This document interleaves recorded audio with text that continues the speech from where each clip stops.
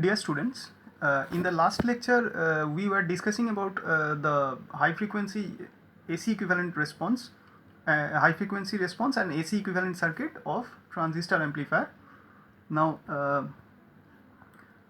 continuing with that, in this lecture we will be continuing with that to conclude the rest part of that topic, and thereafter we will be solving some numerical problems on transistors.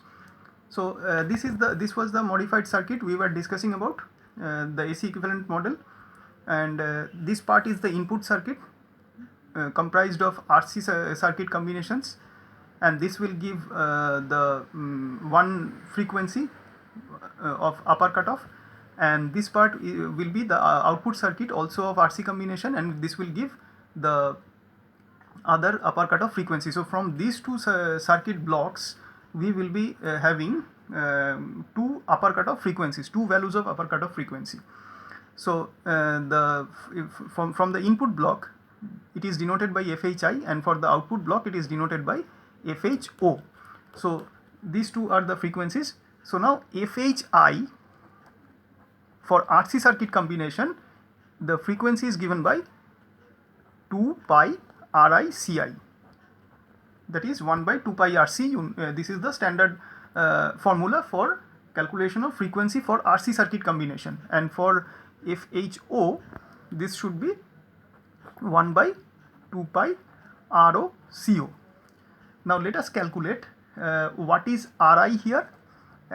At the input side we can see that there are combinations of the resistances, this R1 parallel R2, which will be giving us this RB, and parallel to that one R pi is there, and also there is a parallel resistance to both this combination which is RS. So actually RI is the parallel combination of RB parallel with R pi parallel with RS, where RS is the source resistance and RB is parallel combination of R1 R2 bias resistances, and R pi is what you know already from the AC equivalent model. And also what is CI here? CI is given by, it is the three parallel combinations of CMI, CBE and CWI. That means the CI is the equivalent capacitance of these three capacitances. So this should be, CI should be equal to CMI plus CBE plus CWI. Okay, where you know that this is input Miller capacitance, this is the capacitance between base and emitter, the junction capacitance, and this is the stray varying capacitance. So from here we know that CMI is nothing but, we have found in the last lecture, 1 minus AV into CBC using Miller's theorem. We have found this, and also this AV were found to be the voltage gain Vy by Vx. So these are the calculations which will be useful for finding one cutoff frequency from here, that is FHI. Similarly we can find for FHO also from this output circuit block, and in FHO where we can write RO, the output resistance, it is the combination of RC and load resistance RL. So this is collector resistance RC and load resistance RL, it is the combination of the two, that is RO. And what is CO? Similarly it is the parallel combination of CWO, CCE and CMO. So this is this can be written as CMO plus CCE plus CWO, where CMO is the output Miller capacitance, CCE is the junction capacitance between collector and emitter, and CWO is the output stray varying capacitance, where CMO we have found in the last lecture, it is 1 minus 1 by AV whole into CBC. Okay, where, and obviously the AV is same, it is Vy by Vx.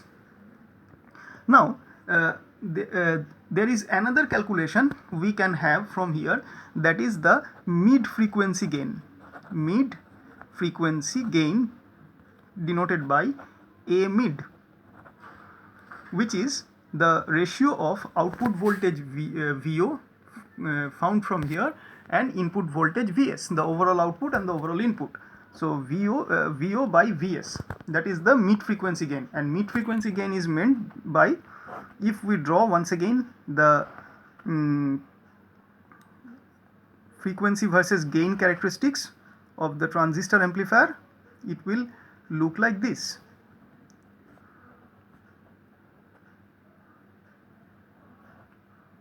It was like this. And what is A mid? A mid is this maximum gain, this flat portion gain is the A mid.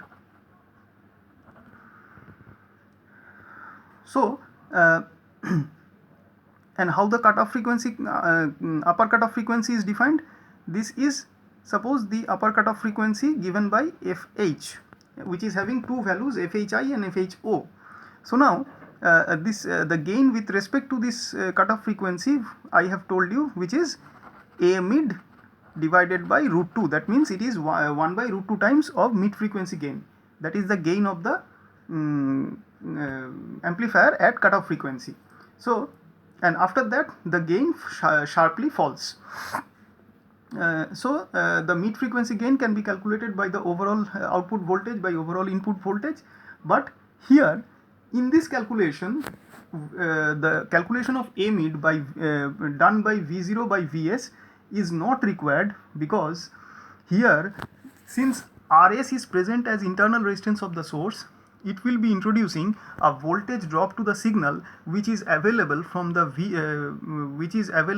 propagation from Vs to Vo, that is from the input to the output side, and therefore a voltage drop that will be created because of this in for the signal propagation through this Rs. So there will be a change in Vo.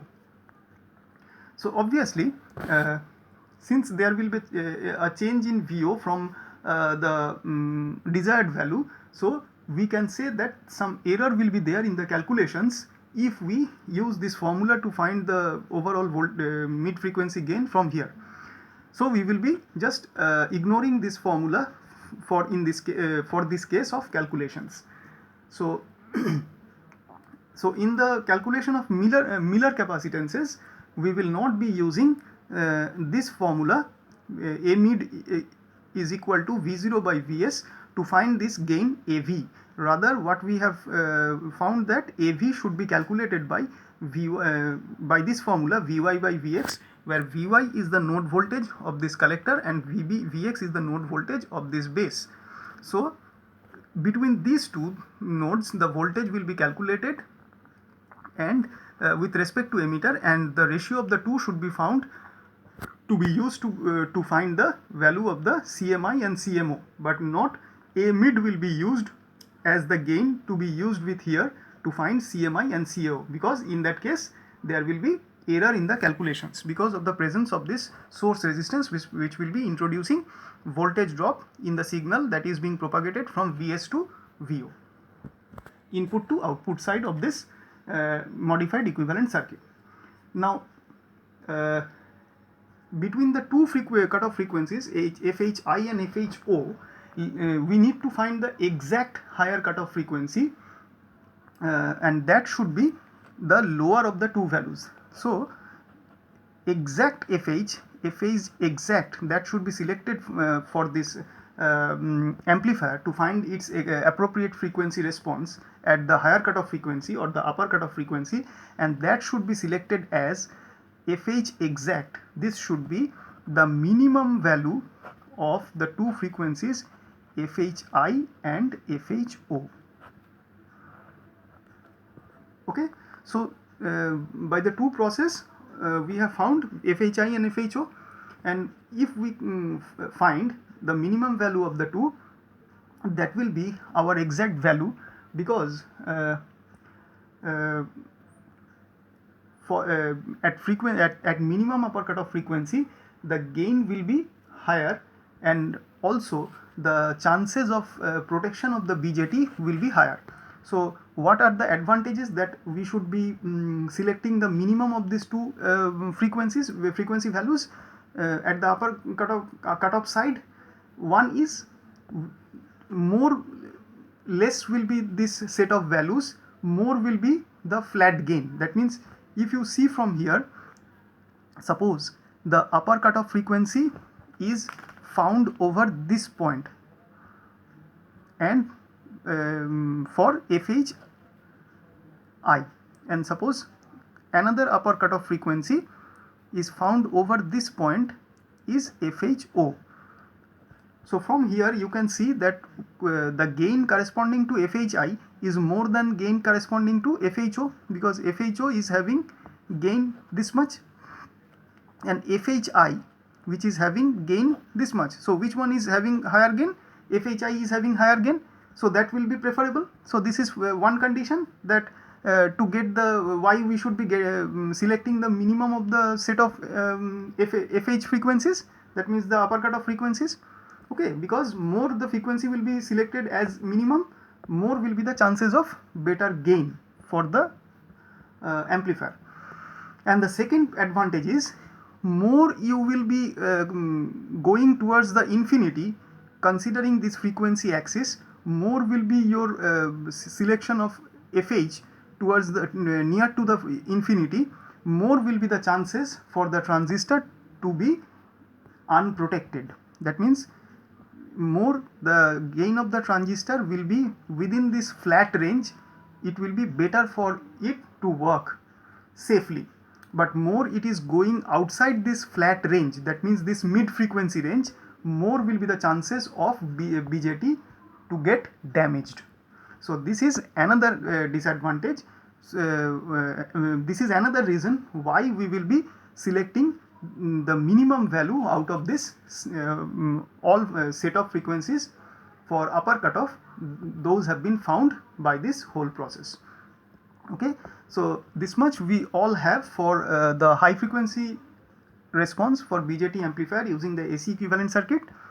So before concluding, we should be writing minimum frequency selection means higher gain of amplifier and better protection. Okay, for these two reasons the minimum value should be selected. So this is all about the discussion on this topic. Now let us move on to some numerical problems for BJT. So let us take the first problem, problem number 1. Numerical 1. Suppose we have a circuit like this. So this is the collector to base bias circuit given. You can see it is an NPN transistor where beta is given as 49 and it is working in common emitter mode. VCC is given as 10 volt and RL is 2 kilo ohm. Now it says if a 100 kilo ohm resistor is connected between collector and base, that means RB is 100k, 100 kilo ohm, and calculate the quiescent collector current and the collector to emitter voltage drop. So we need to calculate quiescent collector current, that means capital IC, and collector to emitter voltage drop, that is capital VC, both quiescent values, that means ICQ and VCEQ. Also calculate stability factor S of the circuit and stability factor S. Okay, so of the circuit. Now assume, we need to assume VBE that is equal to 0. So in the circuit that is shown here, we need to apply Kirchhoff's voltage law to the output collector circuit. So use KVL in the output circuit, because in the output circuit we need from there ICQ and VCEQ. So what we can write using KVL, VCC equal to IB plus IC, because you can see IB plus IC is flowing through RL. So IB plus IC whole into RL plus rest voltage is VC. In this, this is the loop where the collector loop VC. So based on this loop, we have used this KVL equation. Now we can write also for this including this VC, RB and this VB. This voltage is nothing but VB, which is assumed to be 0. So during this portion we can write VC. What is VC? That is IBRB, that is the current that is flown from collector through RB into the base, IBRB, plus VB, this voltage which is 0 here and so this is equal to IBRB. So this is using KVL in this loop, in this area, okay, the middle portion, this portion using KVL. So these two equations we have now found. Now we can write VCC therefore is equal to IB plus IC into RL plus VC means IBRB. So we are putting this into the here plus IBRB, and we know IC is approximately beta IB.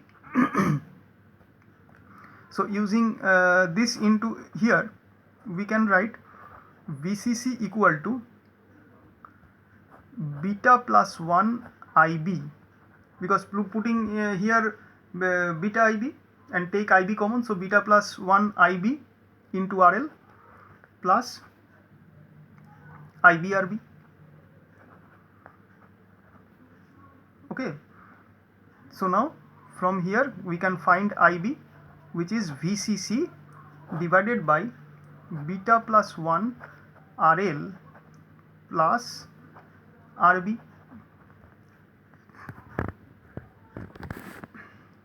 Okay, so now if we substitute all the values over here, we can write therefore IB should be equal to 10 divided by 49 plus 1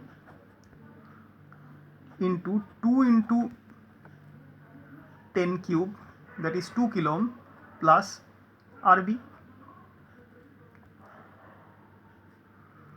So and RB is given as how much? 100 kilo ohm. So rather we can substitute its value also, 100 into 10 cube. So from here you can calculate its value, 50 into 10 to the power minus 6 means 50 microampere. This is IB. IB is 50 microampere. So from here we can therefore calculate IC, which is beta IB. Beta IB, that means 49 into 50 into 10 to the power minus 6, that is 2.45 into 10 to the power minus 3 ampere. So this is 2.45 milliampere. Now VCE is equal to IBRB, that is equal to 50 into 10 to the power minus 6 into 100 into 10 cube, putting IB and RB over here, that is equal to 5 volt. So this is VC. So now the stability factor, so we have found VCE and IC. So these are the quiescent values, 2.45 milliampere and 5 volt. Now let us find the stability factor. The formula for collector to base bias is, you can refer your study material or any of that particular previous lecture of myself, that beta plus 1 by 1 plus beta RL divided by RL plus RB. So this was the formula we have derived in the lecture of discussion about the biasing circuits, stability factor, and this is given by 50 divided by 1 plus 49 into 2 divided by 102. So this is 25.5. So this is the stability factor, which is not at all very good stability factor in case of collector to base biasing. So this is problem number 1. Now let us see problem number 2. What is told in this problem? It is given as a germanium transistor having beta equal to 50 is used in self biasing arrangement, and VCC is given as 12 volt, RL 1 kilo ohm. If the quiescent operating point is to be VC equal to 6 volt given and IC equal to 4 milliampere given, that means the Q point is given. Find the values of R1, R2 and RE. You need to find R1, R2, RE when stability factor is 12 and S is given as 12 and VB is given as 0.2 volt. Need to be assumed. So let us first get the circuit. So this is the circuit given, which is a voltage divider bias circuit, and these are the data given in this problem. So if let us find IB first, the base current, which is IC by beta. Now IC is given, it is 4 milliampere. So this is 4 by 50 and beta is given. So milliampere. So this should be 80 microampere. So this is the first calculation. Now apply KVL to the output circuit. Output circuit means it is comprising of this loop, that is VCC, RL, REC and VC, etc. So if we apply the KVL, what we can write? VCC KVL at output loop. We can write VCC equal to IC into RL plus VC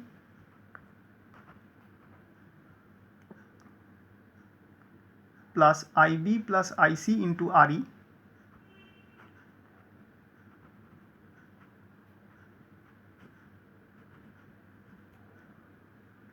ICRL is the drop over here, then VC, and then the total current IB from here and IC from here. So IC plus IB into RE, that is equal to this VCC. So this is the equation from the output circuit. So from here we can calculate RE. So RE can be written as, therefore, VCC minus VCE minus ICRL divided by IB plus IC. So in this way we can calculate RE, which is equal to 12 minus 6 minus 4 into 1 divided by 4.08 into 10 to the power minus 3, which is IB plus IC. So this will give you 0.49 kilo ohm. Now what we should be getting, that we have found that RE is equal to, therefore 0.49 kilo ohm. So using the value of stability factor S equal to 12 given, and using this formula beta plus 1, that means 50 plus 1, that means 51 by 1 plus 50 into RE is this much, 0.49, sorry, 0.49 into 10 cube divided by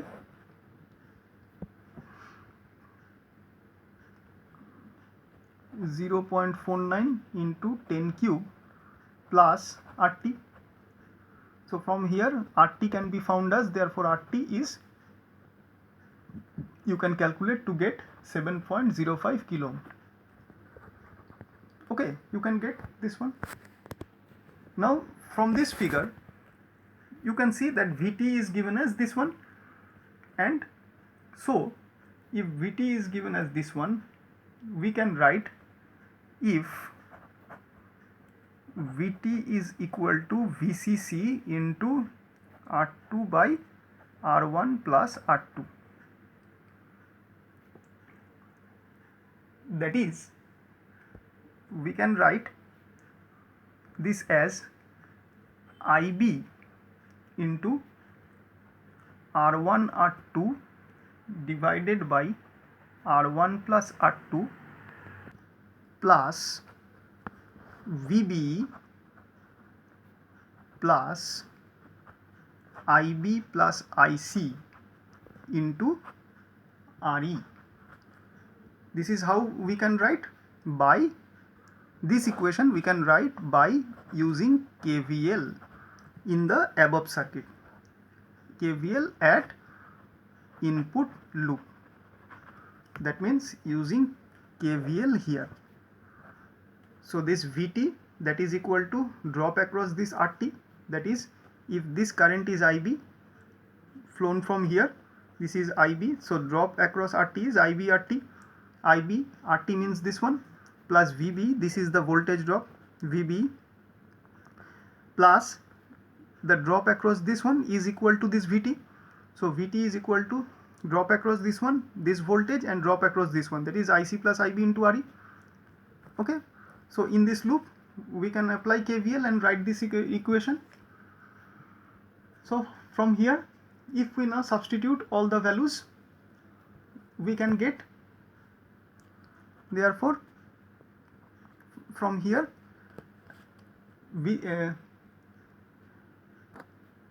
so if we now substitute all the values over here, we can write this equation as Vcc into R1 R2 by R1 into R1 plus R2, just multiplying numerator and denominator by R1, is equal to IB. We can write as a whole this as RT plus VB plus IB plus IC into RE. So therefore what is VCC given? VCC is given as 12 volt. So 12, what is this value?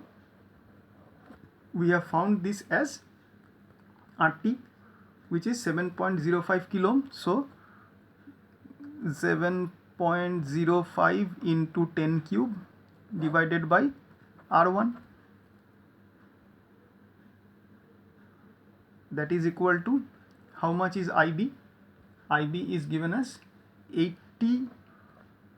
IB we have calculated 80 microampere, so 80 into 10 to the power 6 into 7.05 RT is into 10 cube, plus VB is given as 0.2 volt plus IB plus IC.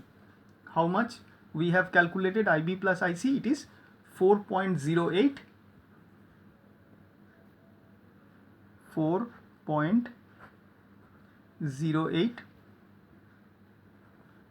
IB plus IC into 10 to the power minus 3, that is into RE. RE was found as, how much we have found RE? 0.49 kilo ohm. 0.49 into 10 cube. So for all we have substituted. So from here we can calculate the value of R1. One unknown is left, R1 you can calculate and you will find as 30.6 kilo ohm. 30.6 kilo ohm. Okay, so now again R1 R2 by R1 plus R2 RT, that is equal to R1 R2 by R1 plus R2, that is given as 7.05 into 10 cube. Now you can put R1 here and you can get the value of R2. So 30.6 into 10 cube into R2 divided by 30.6 into 10 cube plus R2, that is equal to 7.05 into 10 cube. So this is the value. Now from here you can calculate R2. You should get R2 from here, which is which should come as 9.16 kilo ohm. So this is the way how this problem can be solved. Now let us see the third problem. Third problem is the H parameters of a transistor in CB connection is given, and also some extra data is given. VCB is equal to 10 volt, IC is given as 1 milliampere, okay, and HIB is given as 20 ohms, HRB is given as 5 into 10 to the power minus 4. It is a ratio, you know, so no unit. HFB is given as minus 0.98, and HOB as 10 to the power minus 7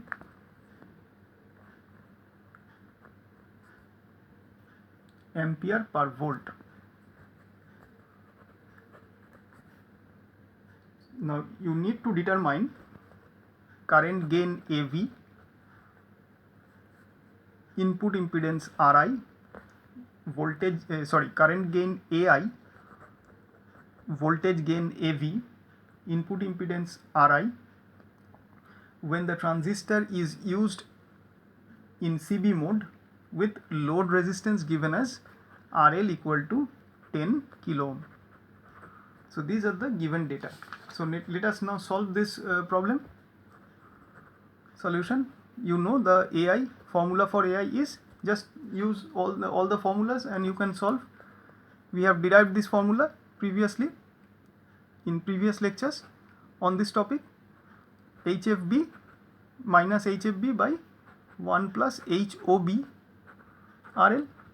This is 0.98 divided by 1 plus 10 to the power minus 7 into 10 to the power 4, that is equal to 0.979. So this is simple current gain.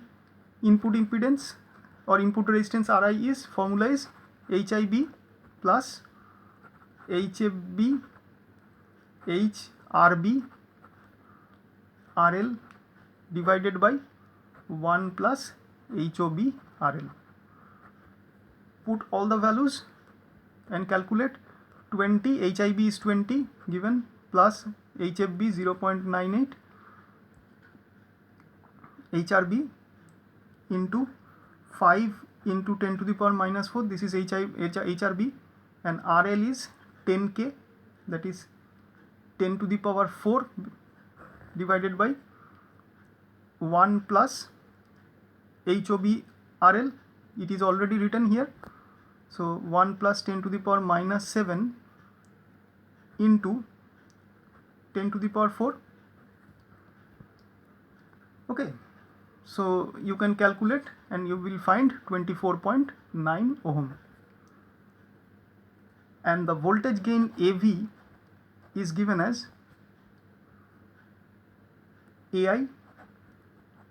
The formula is AI into RL by RI, which is equal to 0.979 into 10 to the power 4 divided by 24.9,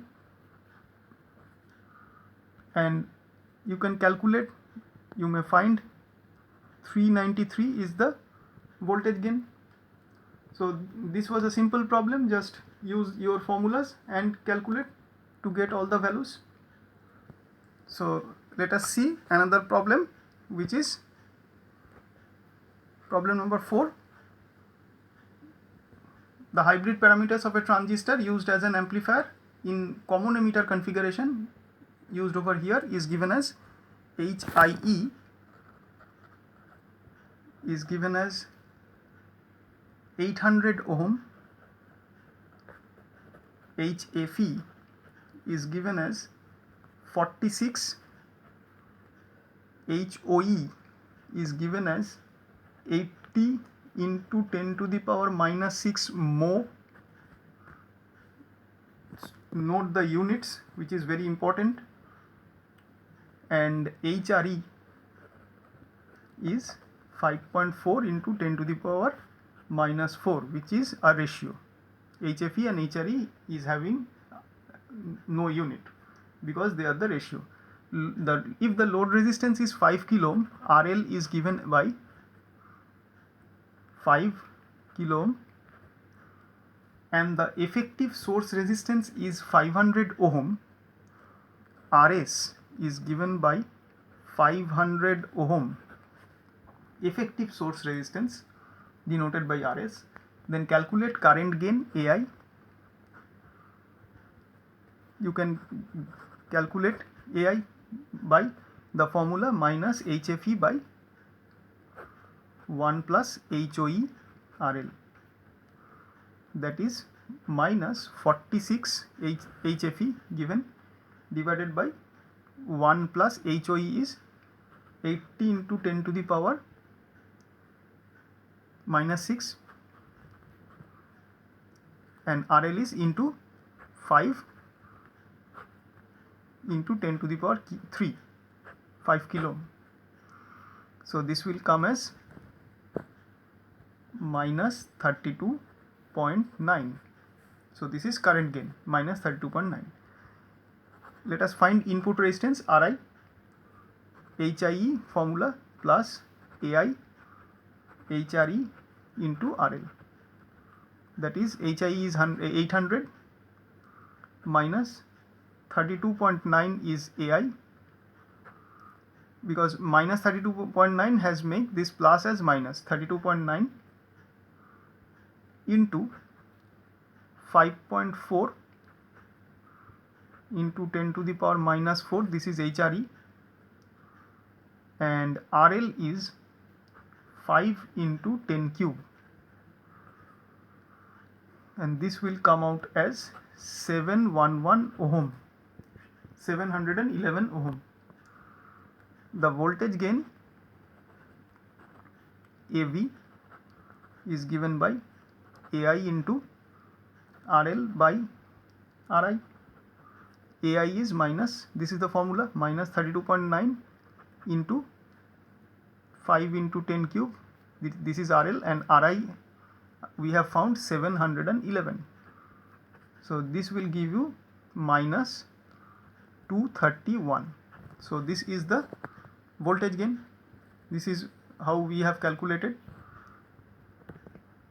Next you need to find the power gain and the output resistance.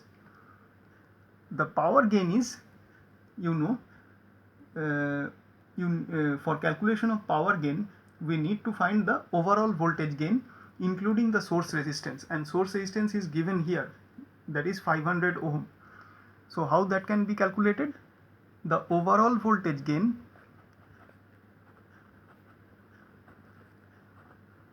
is given by including source resistance, including RS is denoted by AVS, which is AV, that is gain without RS, into RI by RI plus RS. Okay, so AV is minus 231 into what is RI? RI is 711.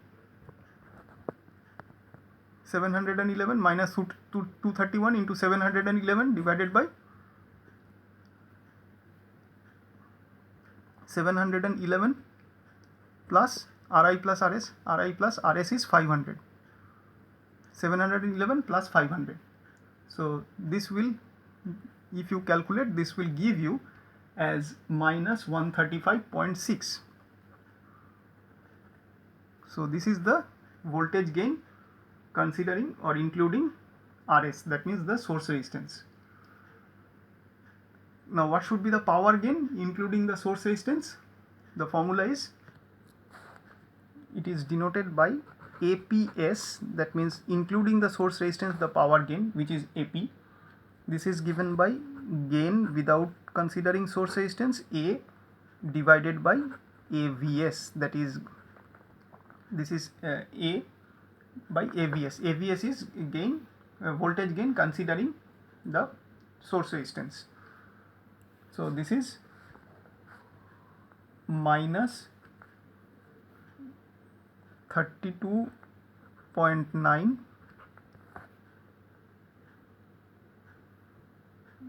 into minus 32.9 is AI basically, into what is AVS? Just a minute, this was this needs to be modified. Power gain is considering source resistance is AI into AVS. This is the formula, that is, it is the product of current gain and voltage gain. So AI was found to be minus 32.9 into the voltage gain considering the source resistance, which is minus 135.6, and this will be found as 4461. So this is our power gain.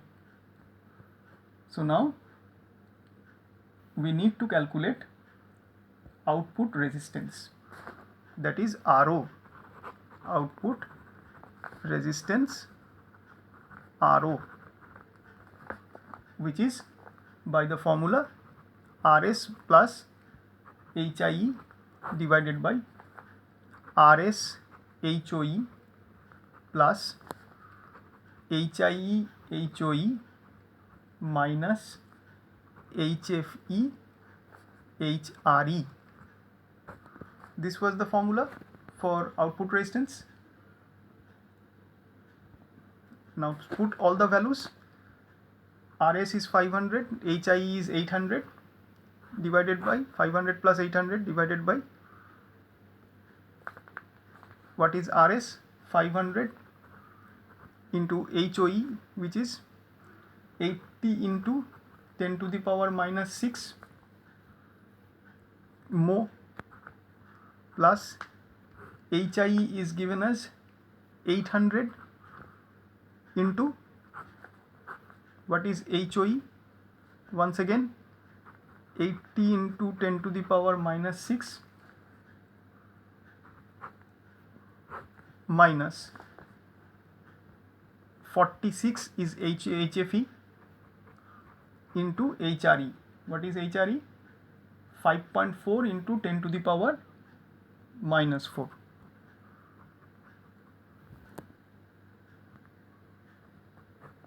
So if you calculate this one, you will get 16.4 kilo ohm. So this is how the with various values of H parameters and source resistance with or without it and load resistance, we can calculate all the parameters of a transistor amplifier: current gain, voltage gain, input resistance, output resistance, power gain. So these are all about the solving different numericals and the topics to be discussed in this lecture. Thank you.